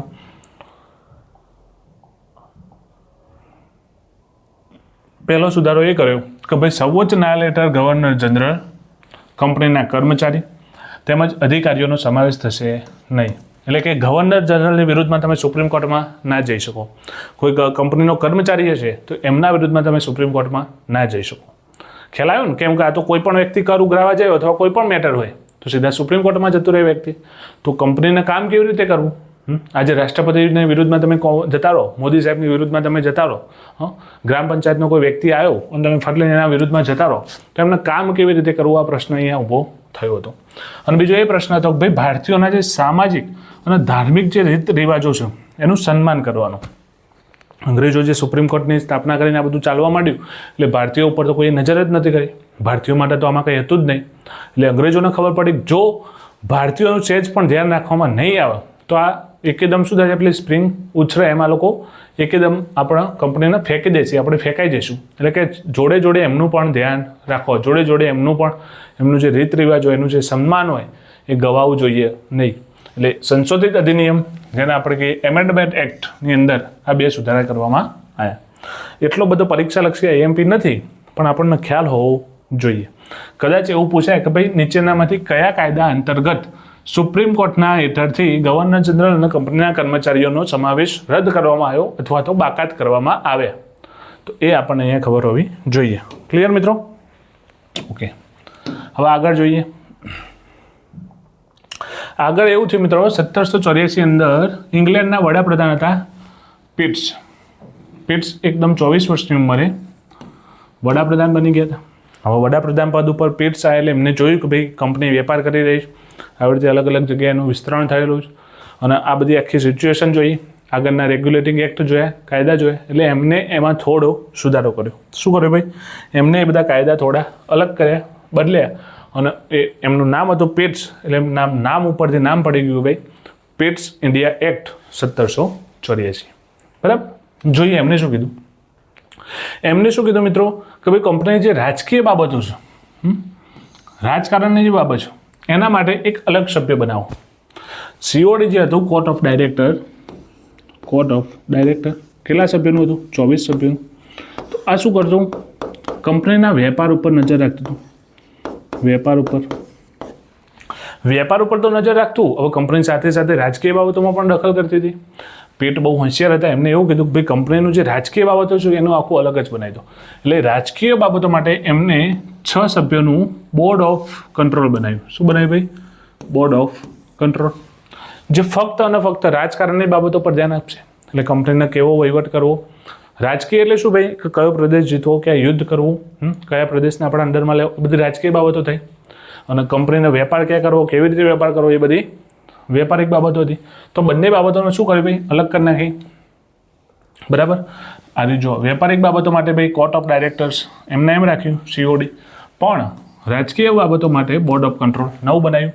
એટલે કે અહીંયાથી દ્વૈત શાસન પદ્ધતિની શરૂઆત થઈ, એનો પાયો નંખાયો. બરાબર? દ્વૈત શાસન પદ્ધતિ એટલે શું? દ્વૈત શાસન એટલે દ્વૈત એટલે બે, અને શાસન એટલે 2 રીતે શાસન થતું હોય. આપણા દેશની શાસન પદ્ધતિ કેવી છે? તો દ્વૈત શાસન પદ્ધતિ. આમ જોઈએ તો કોણ છે ભાઈ મોટું? રાષ્ટ્રપતિ છે. આમ જોઈએ તો તમામ અધિકાર કોણે આપેલા છે? રાષ્ટ્રપતિને આપેલા છે. પણ જો પ્રેક્ટિકલ જોઈએ તો બધું કામ કોણ કરે છે? વડાપ્રધાન. નામ કોનું ભાઈ? રાષ્ટ્રપતિનું. કામ કોણ કરે છે? વડાપ્રધાન કરે છે. સમજે? આ વસ્તુ આને કહેવાય દ્વૈત શાસન પ્રણાલી. કોઈ સ્કૂલ હોય, સ્કૂલનું કોઈ મેનેજમેન્ટ હોય, સ્કૂલની મેનેજમેન્ટ સિસ્ટમ આખી અલગ હોય, અને ભણાવવાવાળા જે શિક્ષકો હોય એ અલગ હોય. પણ શિક્ષકો જ જો મેનેજમેન્ટની અંદર બેસે, શિક્ષકો જ મેનેજમેન્ટ કરતા હોય, એટલે દ્વૈત શાસન પ્રણાલી થઈ ગયું. નામનો વડો બીજો, બાકી કાર્ય કરતો હોય બીજો, એવી વસ્તુ છે. એટલે દ્વૈત શાસન પ્રણાલીની શું થઈ ભાઈ? અહીંયા શરૂઆત થઈ ગઈ. બીજો શું ફેરફાર કર્યો કે ભાઈ જે ગવર્નર જનરલ હતો એની જોડે જે પરિષદ હતી આપણે જોયું, એની સંખ્યાથી 4 હતી, એમાંથી ઘટાડીને 3 કરવામાં આવી. કેમ આવું કર્યું મિત્રો? એ ખબર પડ્યો એ સમજીએ. જો ગવર્નર જનરલ પોતે હતો, એની જોડે 4 સભ્યો હતા. હવે કોઈ નિર્ણય લીધો, ગવર્નર જનરલ પોતે હતો, એની જોડે બીજા 4 સભ્યો હતા. ગવર્નર જનરલે કોઈ નિર્ણય લીધો તો એ નિર્ણય સાબિત કરવા માટે 3 વોટ એમાં પડવા જોઈએ, અને 2 વોટ આ બાજુ પડે. હવે અહીંયા શું કર્યું? મુશ્કેલ હતું. 5માંથી 3 વોટ લેવા બહુ મુશ્કેલ હતું. એટલે આને શું કર્યું? 4માંથી સંખ્યા 3 કરી નાખી. એટલે ગવર્નર જનરલ પોતે અને એની જોડે બીજા 3 સભ્યો. એટલે અહીંયા કેટલા વ્યક્તિ થઈ ગયા? 4 વ્યક્તિ થઈ ગયા. હવે એમાં ગવર્નરનો જો જે નિર્ણય લેવો છે એ બાજુ જ વોટ આપશે. એટલે વ્યક્તિઓ કેટલી રહી? 2 વ્યક્તિ. હવે ધારો કે 3માંથી 1 વ્યક્તિ ગવર્નર બાજુ બોલી અને 2 વ્યક્તિ આ બાજુ બોલી, તો ગવર્નર જનરલ પોતાનો વોટ ક્યાં નાખશે? એની જે બાબત કરવી છે એ જ. એટલે અહીંયા 2 થઈ ગયું, અને 2 જેમ 2 થયું. એટલે જે વીટો પાવર છે એનો જે મુખ્ય છે એ અહીંયા પોતે જેમાં વોટ આપ્યો છે એ જ માન્ય ગણાય છે. એટલે અહીંયા ગવર્નર જનરલની શક્તિ શું કરી? વધારી. સમજાય છે ભાઈ શું કહું છું? પહેલાં જ્યારે કંપની એકદમ બેફામ બની ગઈ હતી, એટલે એકદમ રેગ્યુલેશન કરવા માટે એની શક્તિઓ એકદમ છીનવી લીધી હતી. હવે ધીમે ધીમે એની શક્તિઓ એને આપવામાં આવી રહી છે. અહીંયા એક સભ્ય ઓછો થઈ ગયો, 3 કરી નાખે. એક ગવર્નર, 3 પોતે, 4માંથી 2 વોટ પડવા જોઈએ, તો સ્વાભાવિક એક તો આનો પડવાનો જ છે, અહીંથી એક જ વોટ લેવાનો એટલે એનું કામ તરત થઈ જાય. ઓકે, તો શક્તિઓ ધીમે ધીમે એની વધવા માંડી. કંપની હેઠળ આવતા પ્રદેશને બ્રિટિશ અધિકૃત ભારતીય પ્રદેશ નામ આપ્યું. મોસ્ટ આઈએમપી પ્રશ્ન 3 થી 4 પરીક્ષામાં પૂછાઈ ગયો. જે પ્રદેશો કંપનીના હેઠળ આવતા હતા એને એવું નામ આપ્યું કે ભાઈ બ્રિટિશ અધિકૃત ભારતીય પ્રદેશ. એ કેવો પ્રદેશ હતો? તો બ્રિટિશના અધિકૃત એમની નીચે આવતો ભારતીય પ્રદેશ કરો, પણ આવશ્યકોના હેઠળ બ્રિટિશ અધિકૃત ભારતીય પ્રદેશ એવું નામ આપ્યું. એના પછી બીજું શું કર્યું પેટસે? તો સુપ્રીમ કોર્ટ હતી એના નીચેથી આપણે જોયું આના આગળના એક્ટમાં કે ભાઈ ગવર્નર જનરલ આ લોકો બિંદાસ કરે તો એમના ઉપર કોઈ દબાણ નહોતું. તે દબાણ કરવા માટે ઇંગ્લેન્ડની અંદર એક કોર્ટની સ્થાપના કરી નાખી. કંપની ભારતની અંદર જે પણ કંપનીના કર્મચારીઓ રહ્યા એ તમામ કર્મચારીઓ અંગ્રેજ અધિકારીઓ ઉપર શું કરે ભાઈ? ઇંગ્લેન્ડની અંદર એક કોર્ટની સ્થાપના કરી. એટલે જે પાવર એમને ખુલ્લો આપ્યો હતો એ બહુ હાથમાંથી જતા ના રહે. એમના ઉપર એક ડર ચોક્કસ હોવો જોઈએ. કોઈ વ્યક્તિ વધારે ઉછળે તો એના ઉપર સીધો કોર્ટમાં કેસ કરીને એને બેહાડી દેવાનો. એટલે કંપનીથી કોઈ મોટું બનવા જાય નહીં. કંપની અહીં હતી, વેપાર આ કરતા હતા, સત્તા બધી આમના જોડે હતી, પણ આ લોકો વધારે ઉપર ના બેસે એટલે કંપની એવા નિયમો બનાવી રહી હતી કે કંપનીનો બાપ બનવા કોઈ જાય નહીં. સમજાય છે ને? ઓકે. અને બોમ્બે અને મદ્રાસ સંપૂર્ણ રીતે બંગાળના હેઠળ આપી દીધા. મેં તમને આના પહેલાં કીધું હતું કે ભાઈ આના પહેલાં આપણે વાત કરી હતી કે અહીંયા બંગાળ હતું, અહીંયા મુંબઈ હતું અને અહીંયા મદ્રાસ હતું. તો આ આમની હેઠળ હતા પણ સંપૂર્ણ નહોતા, ઇમરજન્સીમાં નિર્ણય લેતા હતા. હવે શું થઈ ગયું ભાઈ? સંપૂર્ણ રીતે બંગાળના હેઠળ કરી દીધો. પ્રશ્ન એવો પૂછાય કે ભાઈ બંગાળ અરે મુંબઈ અને મદ્રાસ કયા એક્ટથી બંગાળના હેઠળ મૂકવામાં આવે? તો રેગ્યુલેટિંગ એક્ટ 1773. પણ પ્રશ્ન એવો પૂછાય કે ભાઈ મુંબઈ અને મદ્રાસ એ કયા એક્ટથી સંપૂર્ણ રીતે બંગાળની અધીન મૂકવામાં આવ્યા? તો જવાબ આવશે Pitt's India act 1784. Is it clear? Okay. સંપૂર્ણ શબ્દ છે, બીજું કંઈ એમાં ખાસ નથી. તો આની અંદર શું કર્યું ભાઈ? ફટાફટ જોઈ લઈએ એકવાર. રાજકીય બાબતો માટે 6 સભ્યોનું એક બોર્ડ ઓફ કંટ્રોલ એટલે કે BOC બનાવી. પેલામાં COD હતી. ઓકે. ગવર્નર જનરલ પરિષદ સંખ્યા 4માંથી ઘટાડી 3 કરી નાખી. પ્રશ્ન PSIની પરીક્ષામાં કેવી રીતે પૂછાય? તો વિધાનવાળી પૂછાય. આવી રીતે 2 કે 3 વિષય મૂકી દે અને આમાંથી કયા પિટ્સ ઇન્ડિયા એક્ટ અંતર્ગત નથી અથવા તો છે એમાં તમારે આવી રીતે પણ પ્રશ્ન પૂછી શકાય. તો આપણને એટલી ખબર હોવી જોઈએ કે ભાઈ એકવાર સંખ્યા ઘટાડી, BOD બોર્ડ ઓફ કંટ્રોલ બનાવી દીધું. બીજું શું કર્યું? તો બ્રિટિશ અધિકૃત ભારતીય પ્રદેશ એવું નામ આપ્યું. ઇંગ્લેન્ડમાં એક કોર્ટની સ્થાપના કરી અને બધા સંપૂર્ણ રીતે હેઠળ મૂકી દીધું. ક્લિયર? ટોટલ 5 વસ્તુ થઈ. ઓકે. હવે પિટ્સનું શું થયું ભાઈ? પિટ્સનો દારો આવી ગયો, એ અમલમાં આવ્યો. પણ અહીંયા એક પ્રશ્ન મોટામાં મોટો એ હતો જે વોરન હેસ્ટિંગ્સ હતો. વોરન હેસ્ટિંગ્સ બંગાળનો ગવર્નર જનરલ હતો. એને સ્પેશિયલ લાયા હતા શા માટે? તો ભ્રષ્ટાચાર નાબૂદ કરવા માટે. ભ્રષ્ટાચાર નાબૂદ કરવા માટે સ્પેશિયલ એને લાયા હતા. પણ એ વ્યક્તિ એવી નીકળી કે સૌથી વધુ ભ્રષ્ટાચાર જો કોઈ કર્યો હોય તો એ વોરન હેસ્ટિંગ્સે કર્યો હતો. એટલે પિટ્સ હતો એ નાની ઉંમરનો હતો, 24 વર્ષનો જ હતો. એ હોશિયાર હતો, એ સમજી ગયો. એટલે એને એવું વિચાર્યું કે ભાઈ અહીંથી આને શું કહેવાય, એને કાઢવો પડશે. આ જે વોરન હેસ્ટિંગ્સ છે એને તો ગવર્નર જનરલના પદ ઉપરથી કાઢવો પડશે. પણ એની જગ્યાએ કોઈ વ્યક્તિ લાવવું કેવીનો? કોને લાવવું? તો એને એક વ્યક્તિ પસંદ કરી અને એ વ્યક્તિ હતી કોર્નવોલિસ. કોણ હતી ભાઈ? વ્યક્તિ હતી કોર્નવોલિસ.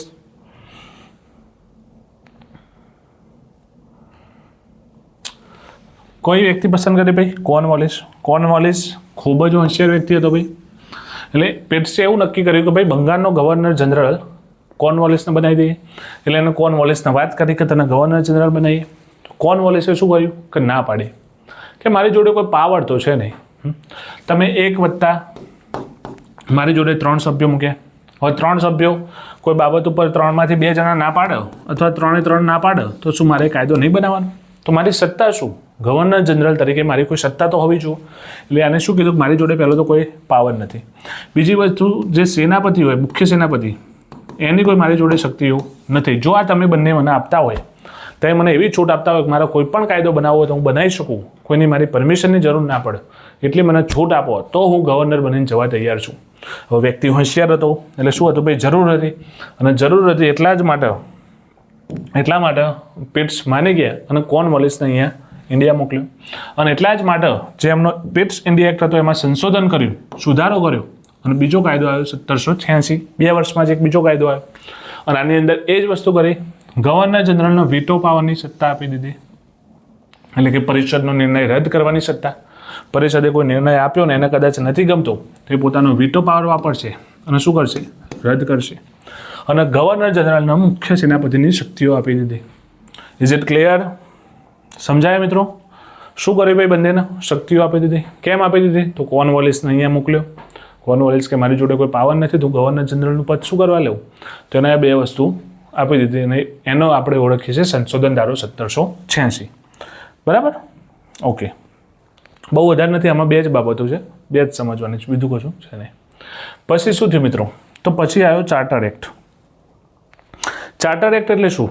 તો જે કાયદા લંડનની અંદર બનાવવામાં આવ્યા. ક્યાં બનાવ્યા ભાઈ? લંડનની અંદર બનાવવા આવ્યા, બ્રિટનની અંદર. એને ચાર્ટર એક્ટ કહેવાય. એ બધાના નામ શું આપ્યા? Charter act. જે પણ ચાર્ટર એક્ટ લખ્યું હોય એ સમજી લેવાનું કે ભાઈ લંડનની અંદર કાયદો બન્યો અને ભારતમાં આવીને એનો અમલ થયો. આ કાયદા 20 વર્ષે સતત આવતા રહેશે. અત્યારે આપણે જોઈએ 1793, પછી ફાળો 20 વર્ષે, ફરી 20 વર્ષે અને ફરી 20 વર્ષે. ટોટલ 4 ચાર્ટર એક્ટ આપણે જોઈશું અને આની અંદર ધીમે ધીમે કંપની કેવી રીતે આગળ વધી રહી એ પણ આપણે જોઈશું. તો પહેલો ચાર્ટર એક્ટ આવ્યો. પહેલા ચાર્ટર એક્ટની અંદર કંપનીનો જે વેપાર કરવાનો પરવાનો હતો, કંપનીનો વેપાર કરવાનો જે પરવાનો હતો એના 20 વર્ષ માટે લંબાયો. શું કર્યા ભાઈ? તો 20 વર્ષ સુધી લંબાઈ દીધો કે આવનાર 20 વર્ષ સુધી હવે આ પરવાનો કંપની જોડે રહેશે. એટલે કે કંપની મુક્તપણે એને કાયદેસર એક લેખિતમાં આપી દીધું, વેપાર કરી શકશે. ઓકે, બીજું શું કર્યું? તો ભાઈ જે બોર્ડ ઓફ કંટ્રોલ બનાવ્યું હતું, BOC, શેના માટે બનાવ્યું હતું ભાઈ? તો રાજકીય બાબતો માટે બનાવ્યું હતું. ભારતની અંદર કંપની જે પણ રાજકીય બાબતો કરે એના ઉપર એક બોર્ડ ઓફ કંટ્રોલ બનાવ્યું હતું 6 સભ્યોનું. તો એમનો જે પગાર થાય એ પગાર ભારતમાંથી કાઢવાનો, આવો નિર્ણય કર્યો. કેમ કે ભાઈ એ બનાવ્યું છે ભારત માટે, ભારતની અંદર રહેતા અંગ્રેજો માટે, રાજકીય બાબતો માટે. તો એનો પગાર બ્રિટન સરકાર શું કરવા ભોગવો? એટલે આનો જે પગાર હતો એ ક્યાંથી કાઢવો? ભારતમાંથી કાઢવો. એક આ વસ્તુ કરવામાં આવી. અને ત્રીજી વસ્તુ નવલ કરી કે ભાઈ જે ગવર્નર જનરલ હતો અથવા જે ગવર્નર હતી એમની જે પરિષદ હતી, એમના જે સભ્યો હતા એમની જોડે, એ સભ્ય બનવા માટે ભારતમાં તમારે 12 વર્ષનો અનુભવ હોવો જોઈએ.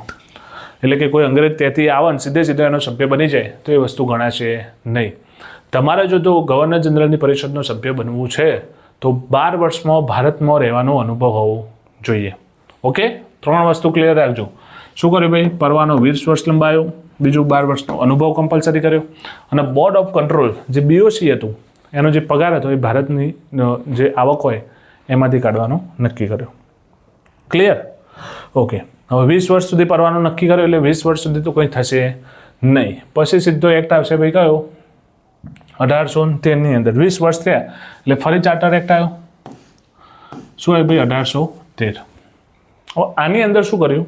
તો ઈસ્ટ ઇન્ડિયા કંપનીનો ભારતમાં વેપાર કરવાનો જે એકાધિકાર હતો, એકાધિકાર એટલે કેવો હતો? ફક્ત અને ફક્ત ઈસ્ટ ઇન્ડિયા કંપની જ ભારતની અંદર વેપાર કરી શકો, ભારત જોડે વેપાર કરી શકો, આવો એક અધિકાર હતો.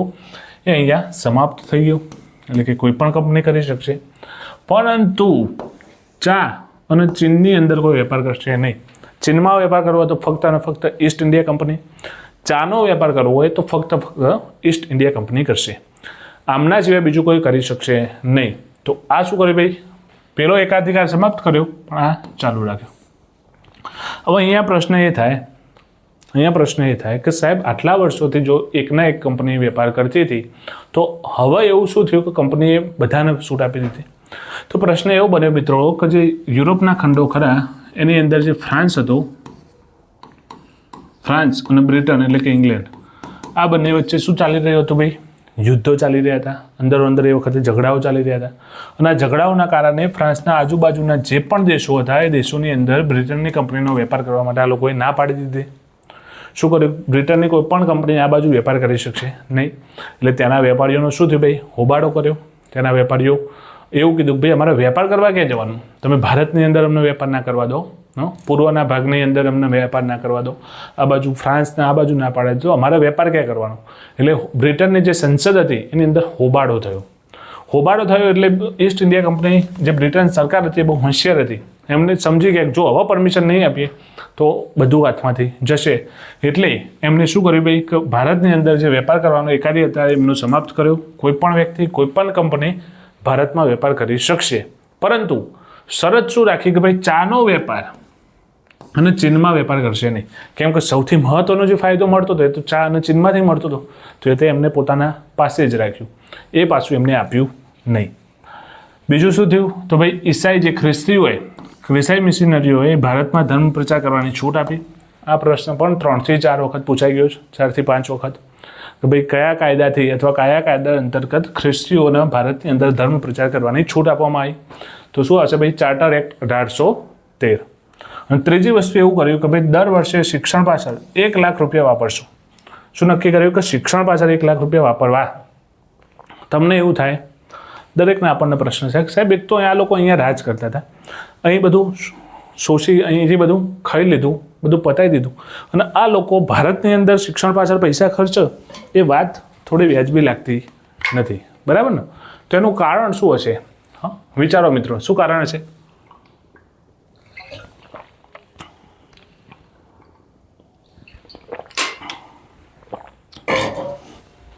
કંપની જે હતી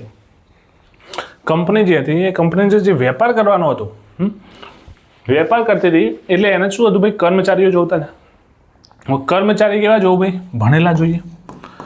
કર્મચારી જો બધા ફોરેનથી લાવો, બધા બ્રિટનથી લાવો તો કંપનીને મોંઘું પડતું હતું. કેમ કે અંગ્રેજો જે ત્યાં ભણેલા ગણેલા હોય એ તો પગાર વધારે માગે. એટલે કંપનીએ શું નક્કી કર્યું કે ભાઈ આપણે નોકરી માટે ભારતના લોકોને રાખો. શું કરશું? ભારતના લોકો છે એમને જ પગાર નોકરી રાખો, એટલે પગારે ઓછો આલવો પડે અને ઓછા પગારમાં બધું પોસાઈ જાય. એટલે અહીંયા ભારતના લોકોએ શું કર્યું ભાઈ? ભારતના લોકોએ નોકરી તો રહ્યા પણ ભણેલા નહોતા. એટલે ભણતર વગર કશી ખબર પડે નહીં, હિસાબ કિતાબ કરવાના, બધું આયોજન કરવાનું, એટલે ભણેલા નહોતા. એટલે કંપનીએ એવું નક્કી કર્યું કે દર વર્ષે 1 લાખ રૂપિયા શિક્ષણ પાછળ નાખો. જેટલા લોકો શિક્ષણ મેળવશે અથવા શિક્ષિત થશે એ આપણે કંપની માટે જ કામમાં આવશે. આપણે એમને ઓછા ભાવે આપણે ત્યાં જ નોકરી રાખીશું. સમજ્યા? અહીંયા કોઈ આપણા પ્રત્યે કંઈ લાગણી નથી કે ભાઈ શિક્ષણ અથવા શિક્ષણ આપો, પણ એમને પોતાની કંપનીના કર્મચારીઓ લેવા માટે એમને આ વસ્તુ નક્કી કરી. તો 3 વસ્તુ યાદ રાખશું. 1 લાખ રૂપિયા આપણે ઈસાઈ ખ્રિસ્તીઓને છૂટ આપી દીધી અને એકાધિકાર સમાપ્ત કર્યું ફક્ત અને ચા અને ચીન સિવાય. ઓકે, 2 એક્ટ જોયા આપણે. ચાર્ટર એક્ટ 2 જોયા. ચાર્ટર એક્ટ 1793 અને 1813. 93માં જોઈ ગયા ને શું હતું? એની અંદર પણ 3 મુખ્ય બાબતો હતી. અહીંયા પણ 3 મુખ્ય બાબતો. ત્યાં શું મુખ્ય બાબત હતી? તો બોર્ડ ઓફ કંટ્રોલનો પગાર ક્યાંથી કાઢવાનો? ભારતમાંથી જ કાઢવાનો. બીજું શું હતું ભાઈ? પરિષદમાં બનવું હોય તો 12 વર્ષનો અનુભવ જુઓ અને 20 વર્ષ સુધી એમનો જે પરવાનો હતો એ લંબાવી દીધો. ત્યાં 3 બાબતો આ હતી. અહીંયા શું બાબતો છે? ચા અને ચીન સિવાય એકાધિકાર સમાપ્ત, ખ્રિસ્તીઓને છૂટ આપી અને 1 લાખ રૂપિયા શિક્ષણ પાછળ કેમ ખર્ચે? તો પોતાના સ્વાર્થ માટે. ઓકે, ચલો આગળ જોઈએ. ફરી બીજા 20 વર્ષ પાછા. 20 વર્ષ પછી ફરી 1813ની અંદર ચાર્ટર એક્ટ આવ્યો. 20 વર્ષ થાય, 20 વર્ષનો પરવાનો એટલે ફરી પાછો એક્ટ આવી જાય. આપણે કોઈ મકાન ભાડે લીધું હોય, 1 વર્ષે લીધું હોય તો 1 વર્ષ થાય એટલે ફરી રિન્યૂ કરવું પડે. ફરી 1 વર્ષ થાય એટલે ફરી રિન્યૂ કરવું પડે. એમ એનો જે સમયગાળો હતો એ જેમ જેમ પૂરો થાય એમ એને શું કરવું પડે? રિન્યૂ કરવું પડે. ઓકે, હવે ચાર્ટર એક્ટ 1813ની અંદર શું વાત છે મિત્રો? તો ઈસ્ટ ઇન્ડિયા કંપનીનો ચા અને ચીનની અંદર જે વેપાર કરવાનો એકાધિકાર હતો એ પણ સમાપ્ત કરી દીધો. હવે કંપની સમજી ગઈ કે હવે આપણને કોઈ વેપાર કરવામાં બહુ રસ નથી. જેટલા પણ પૈસા આપણે કમાવા હતા એ પૈસા આપણે કમાઈ લીધા. એટલે કંપનીએ એવું કીધું કે ચા જોડે જેને વેપાર કરવો હોય કરે, ચીન જોડે જેને કરવો હોય કરે. કંપનીનો હવે વધારાનો રસ ભાઈ રાજકારણમાં હતો. શેમાં હતો? રાજકારણમાં. એટલે ચા અને ચીનનો જે એકાધિકાર હતો એ અહીંયા શું કર્યો? કંપનીએ પૂર્ણ કરી દીધો. ઓકે, બીજું શું કર્યું? જે બંગાળનો ગવર્નર જનરલ હતો એને સમગ્ર ભારતનો ગવર્નર જનરલ બનાવી દીધો. કેવડી મોટી વાત છે મિત્રો, જુઓ. સૌથી પહેલાં બંગાળ કવર કર્યું, પછી મદ્રાસ, મુંબઈ એના અંડરમાં લીધું અને હવે સમગ્ર ભારતનો જે ગવર્નર હતો એનો ગવર્નર જનરલ બનાવી દીધો. સમજો છો ને તમે? પહેલાં બંગાળનો ગવર્નર બન્યો, પછી એને બંગાળનો ગવર્નર જનરલ બનાવ્યો અને હવે જે બંગાળનો ગવર્નર જનરલ હતો એને સમગ્ર ભારતનો ગવર્નર જનરલ બનાવ્યો. અને એવી રીતે ભારતનો પ્રથમ ગવર્નર જનરલ કોઈ બન્યો હતો એ હતો લોર્ડ વિલિયમ બેન્ટિંગ. કોણ હતું ભાઈ? વિલિયમ બેન્ટિંગ કર્યો. એટલે કે સંપૂર્ણ કેન્દ્રીયકરણ થઈ ગયું. સંપૂર્ણ કેન્દ્રીયકરણ થઈ ગયું. આખું ભારત જે દેશ હતો, આખો ભારત દેશ કોના અંદર આવી ગયો? બંગાળના ગવર્નર જનરલ છે તો એને ભારતનો ગવર્નર જનરલ બનાવ્યો. એટલે સંપૂર્ણ કેન્દ્રીયકરણ થઈ ગયું. શું થયું ભાઈ? સંપૂર્ણ કેન્દ્રીયકરણ અહીંયા થઈ ગયું. આગળ જોઈએ. સમગ્ર ભારતનો હવે જે ગવર્નર જનરલ બનાવ્યો તો હવે કાયદા કોના બનાવવા પડશે? સમગ્ર ભારત ઉપર બનાવવા પડશે. તો એના માટે ગવર્નર જનરલ પોતે પ્લસ બીજા 3 સભ્યો પ્લસ એક કાયદાના નિષ્ણાત એમ કરીને એક ગવર્નર વત્તા 3 બીજા વત્તા એક કાયદાનો નિષ્ણાત એમ કરીને 5 સભ્યોની ટીમ બનાવી. પણ એની અંદર આ જે કાયદાનો નિષ્ણાત સભ્ય હતો એ વોટિંગ કરી શકશે નહીં. વોટિંગ કરી શકે નહીં. વોટિંગ તો ફક્ત અને ફક્ત ગવર્નર જનરલ અને એની જોડે જે બીજા 3 સભ્યો હતા જે એની પરિષદમાં હતા એટલા જ લોકો કરતા. કોઈ કાયદો બનાવ્યો તો એના પર વોટિંગ કોણ કરશે? તો આ 4 સભ્યો કરશે. આ જે સલાહકાર હતું એના ઉપર વોટિંગ કરી શકશે નહીં. આવી વસ્તુ નક્કી કરવામાં આવી. બીજું શું કર્યું? તો પ્રથમ લો કમિશન નિમાયું જેના અધ્યક્ષ લોર્ડ મેકોલે હતા. કાયદા બનાવવાનું શરૂ કર્યું. જેમ કે હવે તો આખો ભારત પ્રદેશ એમના અંતર્ગત આવી ગયો. પહેલાં તો બંગાળ બિહાર એટલું જ હતું ભાઈ. હવે સમગ્ર ભારત દેશ ચલાવો એટલે એનો કાયદો એક બનાવવો પડે. તો એ કાયદો બનાવવા માટે એમને એક કમિશન નિમ્યું અને એનું નામ આપ્યું લો કમિશન જેના અધ્યક્ષ હતા લોર્ડ મેકોલે અને જેમને 1837ની અંદર આઈપીસી તૈયાર કર્યું હતું. બરાબર. અત્યારે તો આઈપીસી બદલાઈ ગયું અને BNS ભારતીય ન્યાય સંહિતા આવી ગયું છે. તો એ વખતે તમે વિચારો એ લોકોએ આખો કાયદો બનાવી દીધો હતો, આખું લો કમિશન બનાવ્યું હતું આ એક્ટ ચાર્ટર એક્ટ 1833 અંતર્ગત. બીજું શું કર્યું ભાઈ? તો અંગ્રેજી શિક્ષણ શરૂ કર્યું. પહેલાં એમને શિક્ષણ પાછળ 1 લાખ રૂપિયા ખર્ચો કર્યો, શિક્ષણ આપ્યું. હવે એમને એવું વિચાર્યું ભાઈ અંગ્રેજી શિક્ષણની જરૂર છે કેમ કે હવે તો આખા સમગ્ર ભારતનો વહીવટનો કરવાનો છે. એટલે ભારતનો વહીવટ કરવો હોય તો કેવું શિક્ષણ જોશે? અંગ્રેજી શિક્ષણ જોશે. તો હવે એમને અંગ્રેજી શિક્ષણની એક શરૂઆત કરી.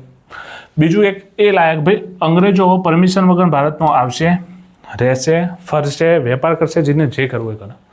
કોઈ અંગ્રેજ છે જેને ભારતની અંદર આવવું છે વેપાર કરવા તો કોઈ પરમિશન લેવાની જરૂર નથી. રહેવા માટે આવવું છે, ફરવા આવવું છે, કેમ કે આખો ભારત ઉપર એમનો કબજો થઈ ગયો છે.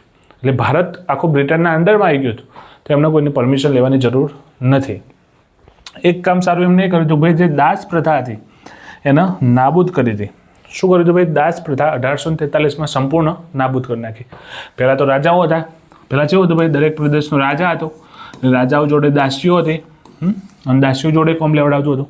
હવે અંગ્રેજ સિસ્ટમ આખી સિસ્ટમ બદલે છે એટલે જે દાસ પ્રથા એમને શું કર્યું ભાઈ? નાબૂદ કરી નાખી અને દરેક વ્યક્તિને સરખું રાખ્યું.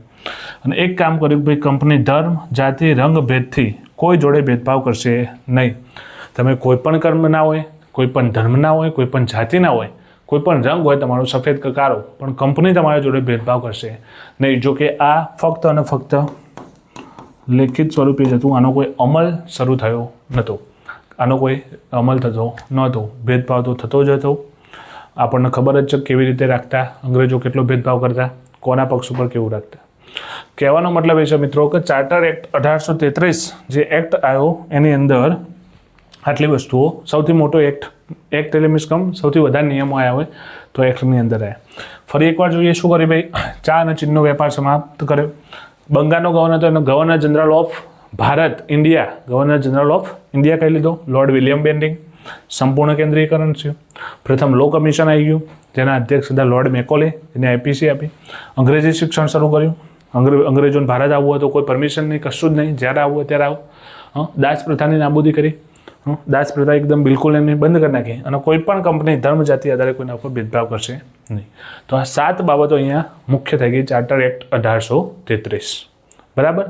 ધીમે ધીમે આગળ ચાલ્યું.